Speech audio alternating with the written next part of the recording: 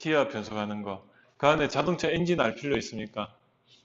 여러분들 자동차 엔진 어떻게 돌아가는지 알고 운전하는 거 아니죠? 이게 자동차 엔진이에요. 몰라도 돼.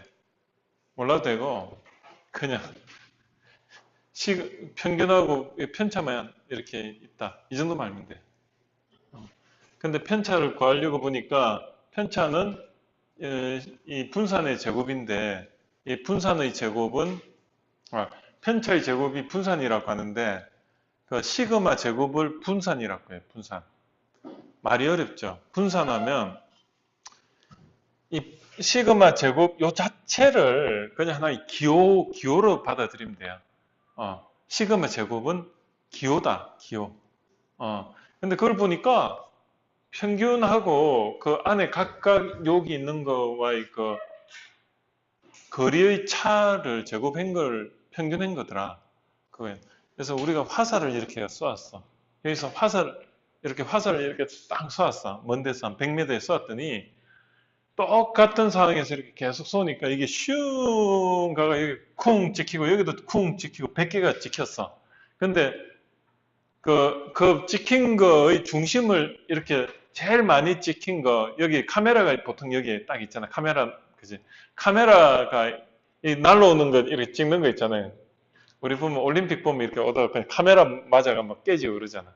그 카메라가 여기라고 생각하면 그 카메라 기준으로 여기가 제일 화살이 많이 박혀 있겠죠. 그 다음에 여기에 좀 덤성덤성.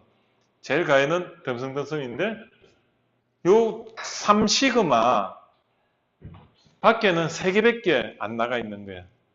무슨 말인지 알죠? 반지름이 3시그마인 거야. 지름은 6시그마.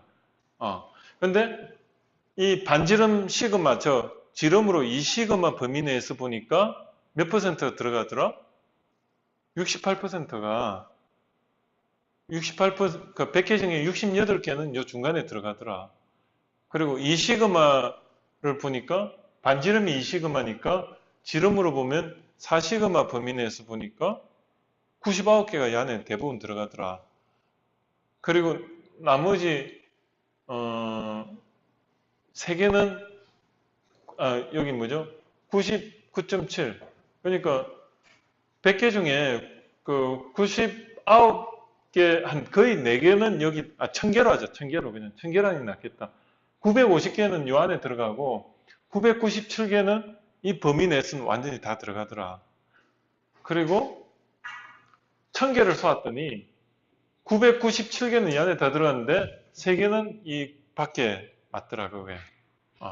그게 통계입니다. 그거를 이제 평균을 내봤더니 여기서 거리를 보니까 여기 1000개에 대해서 이 중심을 기준으로 보니까 거리가 있잖아요.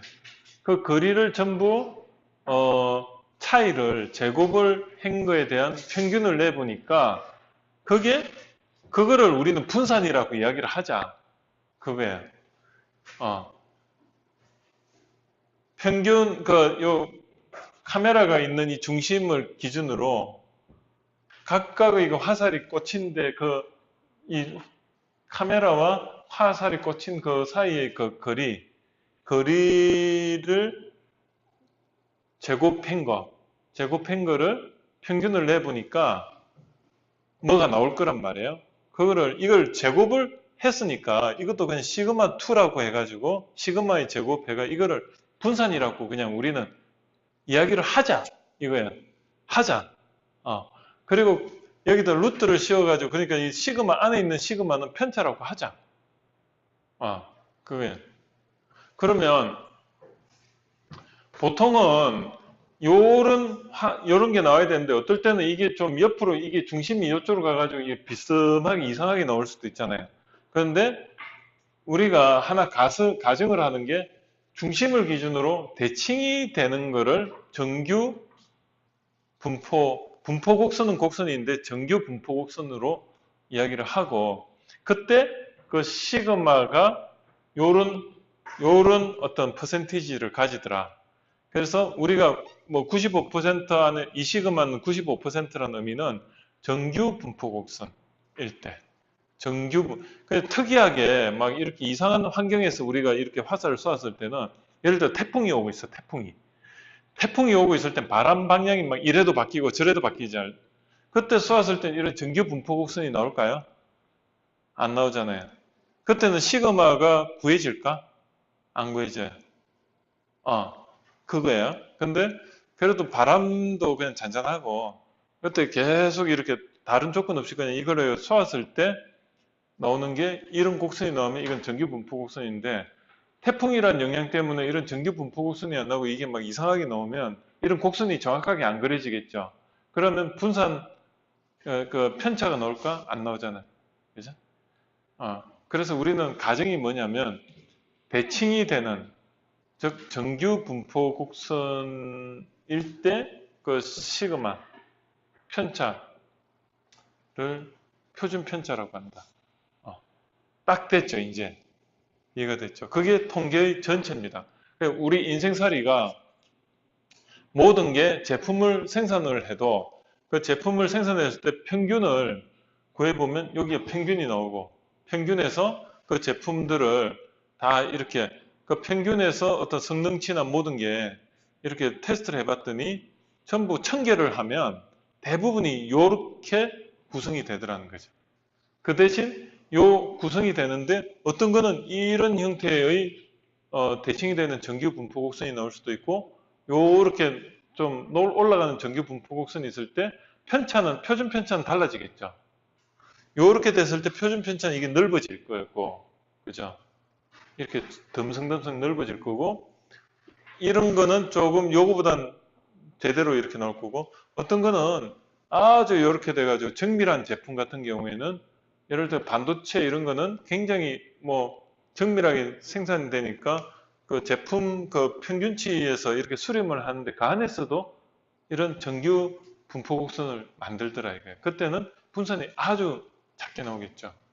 그때 그 제품의 그 특징을 나타내는 게 어때요? 평균은 제품마다 다 달라지잖아요. 그죠? 어떤 특성에 따라 다 달라지니까 어떤 그룹은 이 평균이 뭐 엄청 내려가 있을 수도 있고 올라갈 수도 있고 그렇지만은 그 평균을 기준으로 표준 편차는 나온다 이거죠. 정규 분포 곡선일 때. 그러면 그 표준 편차가 뭐냐? 그 그룹을 대표하는 하나의 인자라는 거지. 그래서 평균과 표준 편차 그 두 개가 결국은 그 그룹의 어떤 이런 걸 다 이야기해 주는 거야. 그러니까 그 그룹이 평균이 어때? 그리고 편차가 어때? 그러면 편차가 크면은 이런 정규 분포 곡선이라면 이런 거를 유추할 수가 있죠. 그 곡선이 이겁니다. 식으로 나타내는.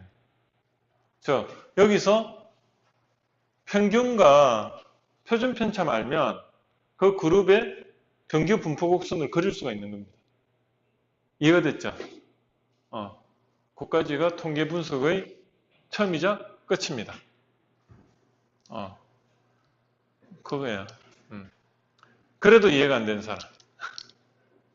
이해가 안 돼요? 솔직히 말해, 솔직히. 솔직히 말해, 솔직히. 이해가 조금 되는 것 같아요. 그 인생에 있어가지고, 우리 인생도 마찬가지고, 항상 사람을 만나. 그런데 정상적인 사람이 시그마, 1시그마 범위 내에서는 68%인데, 이제 이게 약간씩 이쪽으로 갈수록, 1000명 중에 한 3명은 정말 이상한 사람이지. 1000명 중에 3명은 정말 우리 식스 시그마 범위에 안 들어오죠. 그래서 그 사람들은 천재거나 바보거나. 그죠? 여기서 보면 IQ가 여기 100이 있잖아요. 정상이에요. 그럼 100을 기준으로 IQ가 뭐 여기 시그마를 해보면 이런 정규 분포 곡선이 나오는데 시그마가 예를 들어 가지고 시그마가 10이다. 그러면 3시그마는 IQ가 한 70이죠. 그죠? 그죠? 여기 10 하니까 여기가 IQ가 70에서 IQ 130 범위는 거의 1000명 중에 997명은 다 들어가는데 여기 IQ 69나 68도 한두 명 있을 거고, 여기 130보다 높은 사람이 한두 명. 근데 IQ 130 이상 된 사람이 1000명 중에 한 몇 명 될까? 뭐 대충.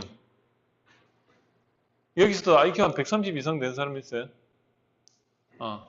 IQ가 만약에 예를 들어가지고 제 생각에 1000명 중에 IQ가 한 130 이상이 한 10명 된다. 그럼 시그마가 사실은 어때요? 요게 한 시그마 10으로 하면 안 되고 한 시그마 한 13, 15 정도 했을 때 IQ 한 150 정도까지는 그래도 뭐 한 대고 1000명 한둘이가 150 이상 된다. 그렇게 했으면 시그마 범위를 좀 더 넓혀야 되겠지. 그런 식으로 생각해 볼 수가 있는 거예요. 그죠? 근데 IQ가 여기 IQ 한 40이다. 이런 사람이 있을까? IQ 40이면 생활이 가능할까? 생활이 가능 안 하죠. 보통 한 IQ 한 70 정도까지 생각해야 될 거예요. 그죠? 한 IQ가 한 70 되는 사람 그러면 시그마 한 10 정도 보면 되겠네. 대충 그렇게 한번 유추해 볼 수가 있어요. 재밌죠? 이게 품질 관리에서 6 시그마라는 게 그 의미입니다. 삼성 반도체에서 1000개를 만들면 분량이 3개 이하가 나오겠다는 게 6 시그마거든. 그래서 3 시그마, 1000개를 딱 만들면 분량 3개만 나오고 나머지는 다 6 시그마 범위 내에서 997개가 전부 다 양품으로 나오게 하겠다. 그게 삼성전자의 그런 어떤 품질 관리 시스템이고, 자, 여러분, 그런데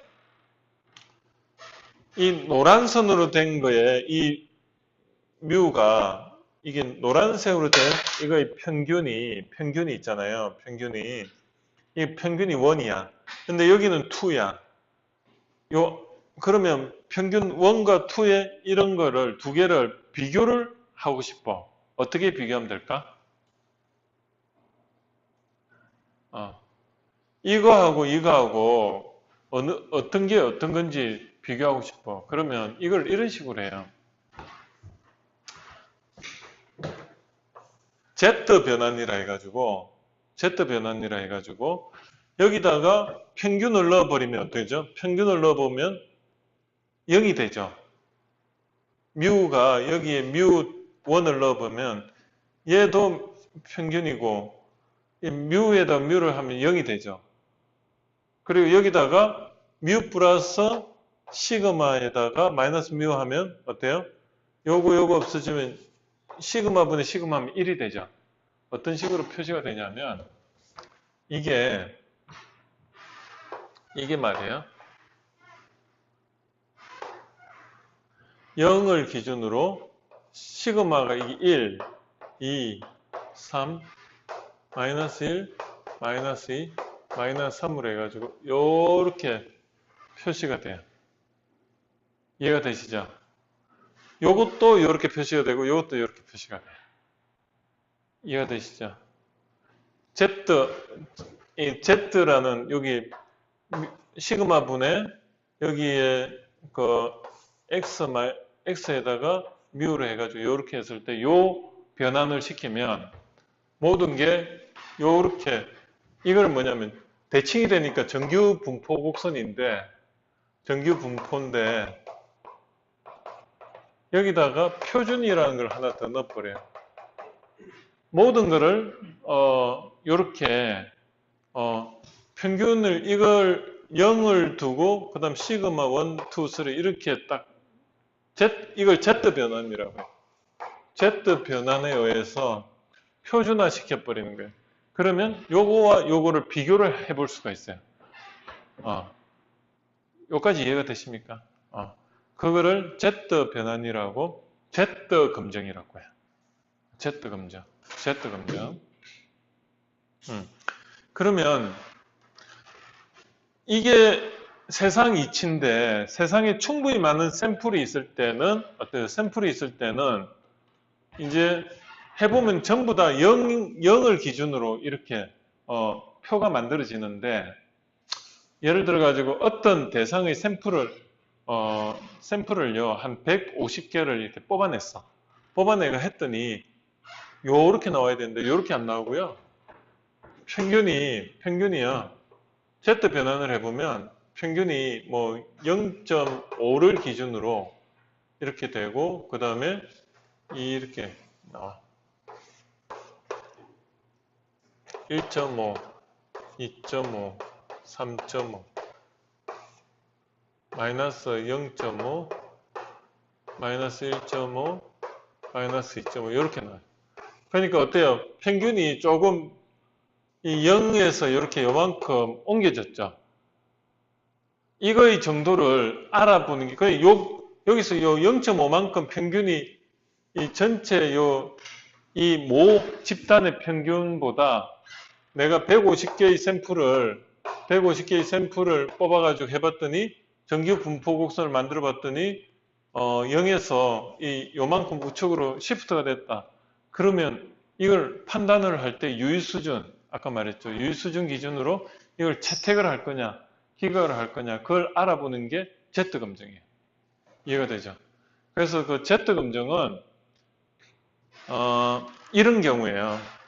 내가 그 O1을 샘플을 뽑아냈어. 근데 O2를 뽑아낼 수가 없어. 그냥 O1에 대해서 그냥 그 실험을 해가 O3가 그냥 나온 거야. 그때 이 독립 변수에 대해서 종속 변수가 여기 비교 기준이 없는 거야. 비교 기준이 없는 거야. 비교 기준이 없어. 이게 없기 때문에 이것도 없는 거예요. 그죠? 비교 기준이 없을 때 당도 실험 집단 하나만 가지고 독립 변수에 대해서 종속 변수가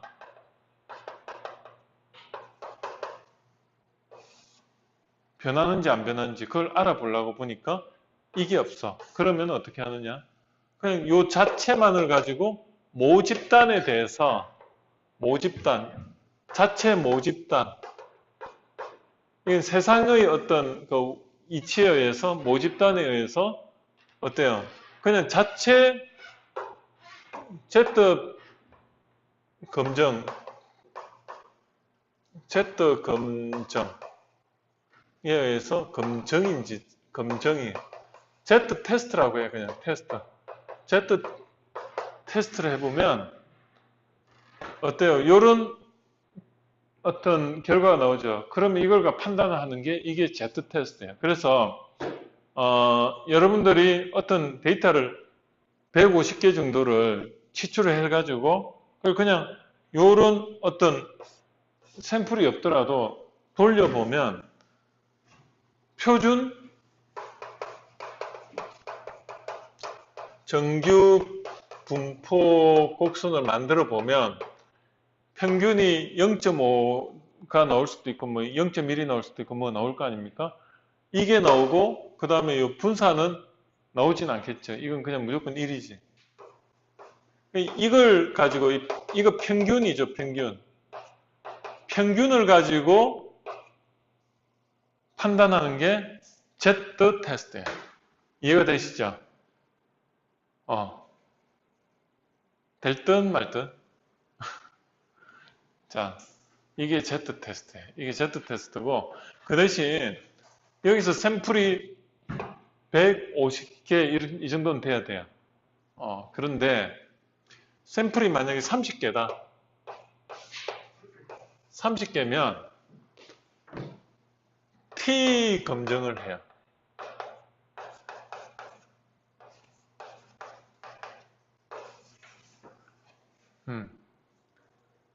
150개일 때는 Z 검정을 하는데 평균을 가지고 30개 미만일 때는 이 T 검정이라는 기법을 써요. 이거는요, 그 수학자가 이건 개발했다고 보시면 되고, 이거는 여러분들이 몰라도 돼. 그 차이점을 알고 있으면, Z 검정만 알고 있으면 돼요. Z 검정은 뭐다? 그냥 세상에 이게 많은 샘플은 보통 하면 평균이 0으로 수렴하는데, 이런 Z 변환을 해가지고, 이런 Z 변환을 했더니, 이렇게 나왔다. 거기서 평균을 가지고 판단을 하는 게 그게 Z 테스트다. 그런데 샘플이 150개 이상이 될 때는 이 Z 테스트를 하는데 그보다 이하일 때는 샘플이 뭐 한 2, 30개 된다. 그때는 T 테스트를 한다. 그 정도 말고 되고요. 그게 다예요.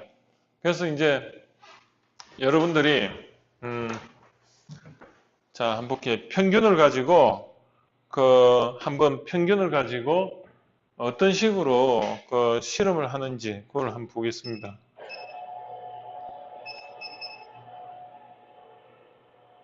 프로그램은 다 까셨죠?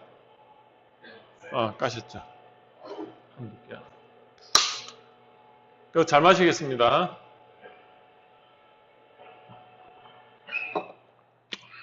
자, 볼게요.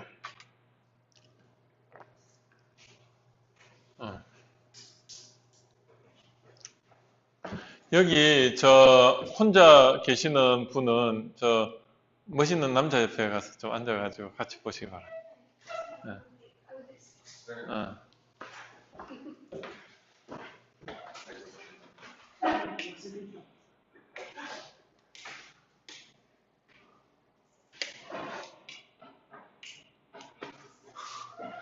하여튼 저는요 무조건 이해 안 되면 진짜 내가 잘못했다 생각하고 나는 그 이해될 때까지 계속 할 거예요.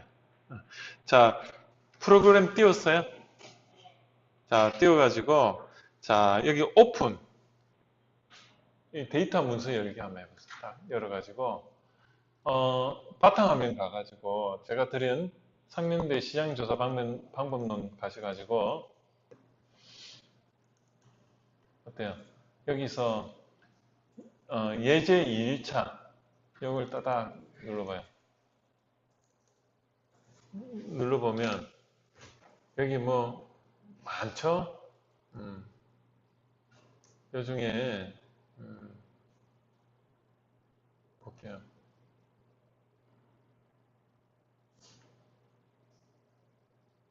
자, 여러분들 제가 요거를 좀 샘플을 보고 이야기를 드려야 되겠네.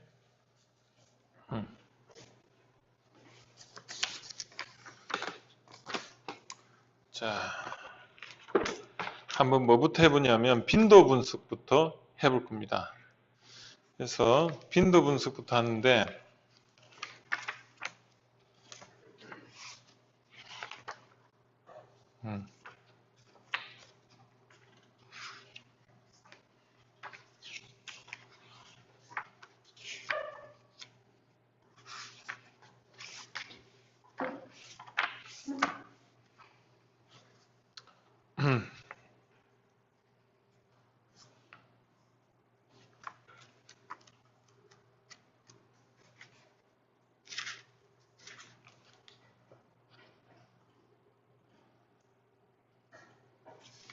자, 여기서 3번 갈로 3번 해가지고 빈도 분석에서 단일 응답 요걸 체크를 하세요. 그리고 열기를 해보세요. 그럼 뭔가 이렇게 뜰 겁니다. 쭉 뜨죠. 떴습니까? 네. 떴는데 여기서 이제 여러분들이 그 빈도 분석은 어디로 가냐면 위에서 그 메뉴가 하나, 둘, 셋, 넷, 다, 여섯 번째 분석을 들어가 보세요. 그 분석을 들어가면 여기에 분석에 들어가면 기술 통계량이라고 있어요. 기술 통계량에 위에서 두 번째 보면 기술 통계량 들어가면 여기 빈도 분석이라고 있죠. 자, 여러분 여기서 한번 보시면 제가 이야기했던 게 몇 개 나와 있을 거예요. 여기 보면 이 SPSS에서 여러 가지 분석 그 엔진 그 기법들이 여기 있는데 빈도 분석도 있고 기술 통계 분석도 있고 제가 말했던 교차 분석 이런 게 있고요. 그 다음에 여기 평균 비교해서 금방 했던 그 T 검정이라는 거 아까 이야기했죠. 그 샘플이 적을 때 하나의 샘플에 대해서 검증하는 게 1표본 T 검증이고 2개 이상의 그 집단에 대해서 평균을 하는 게 독립표본 검증이라는 게 있어요. 그리고 같은 그 이제 그 평균 비교인데 이론 배치 분산 분석이라는 게 있는데 그건 좀 이따 설명을 할 거고 뭐 여기 보면 여러분들이 쓸 수 있는 게 상관관계 분석 내가 말했던 그 엔진에 대해서 이야기 회귀 분석 들어봤죠? 어. 그리고 차원 감소에 가면 요인 분석 있고 그 다음에 여기 보면 또 신뢰도 분석이 있고 제가 말했던 그게 다예요. 그리고 나머지 여기 보면 독립표본에 대해서 아까 그 Z 검증이 있죠. 그게 독립표본 그거예요. 그 다음에 다른 거 있죠. 여기 보면 내가 모르는 게 너무 많아요. 나도 몰라. 근데 다 집어넣어 놨어요. 이게 뭐냐면 여러분들 그 엑셀 쓸 때 엑셀의 그 기능에 몇 퍼센트 씁니까? 아는 것만 쓰지. 한 수백 개, 수천 가지가 있는데 여러분이 쓰는 거는 뭐 sum, 뭐 합계 아니면 뭐 그런 몇 가지 없잖아요. 그거가 똑같아요. 그래서 여기서도 쓰는 게 한 10가지밖에 안 씁니다. 그 중에 이제 기술 통계량이 들어가 가지고 분석의 기술 통계량과 빈도 분석을 누릅니다. 그러면 뭐가 나오죠? 그럼 여기서 내가 그 인덱스를 보면 우리가 성별에 대해서 인덱스를 지금 빈도를 분석하는데 자 여기 볼게요. 지금 현재 우리가 보고 있는 게 1번부터 지금 설문조사를 20개까지 했는데 거기에 대해서 1번, 2번, 1번, 2번 이렇게 코딩이 되어 있어요. 그러면 이게 어떤 의미냐면 여기 변수 보기를 한번 눌러봅니다. 변수 보기를 눌러보면 여기에 값에 대해서 정의가 나와 있습니다. 1번은 남자, 2번은 여자 이렇게 되어 있어요. 요거 한번 넣어볼까요? 자 여기서 한번 이런 식으로 해볼게요. 만약에 3번도 있다.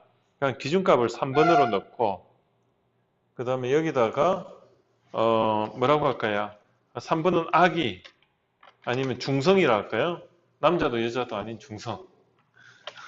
중성이 있는지 모르지만 중성 이렇게 해가지고 추가하면 이렇게 돼요. 홍석천은 중성이잖아요. 그죠? 그러면 설문조사를 할 때 3번을 넣으면 3번이 빈도 분석에 잡힙니다.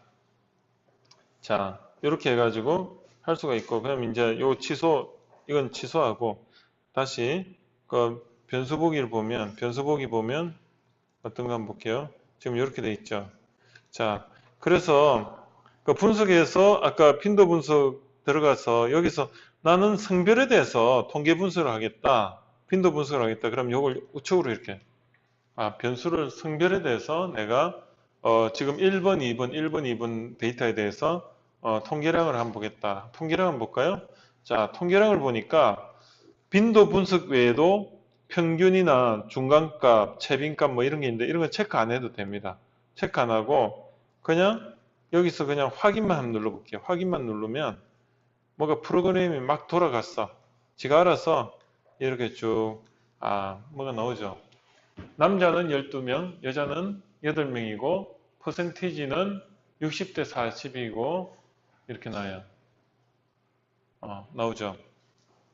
자, 그러면 다시 한번 돌아가서 문서 저장 안 하고요. 여기서 분석에 들어가 가지고 기술 통계량의 빈도 분석에 다시 들어갔어요. 그래서 여기에 대해서 내가 도표를 좀 만들어 보겠다. 그러면 아까 했던데 성별을 체크하고 여기에 대해서 도표를 보면 도표가 막대 그래프, 원도표, 히스토그램이 있죠. 뭐로 해볼까요? 히스토그램이 뭔지 좀 알고 싶죠?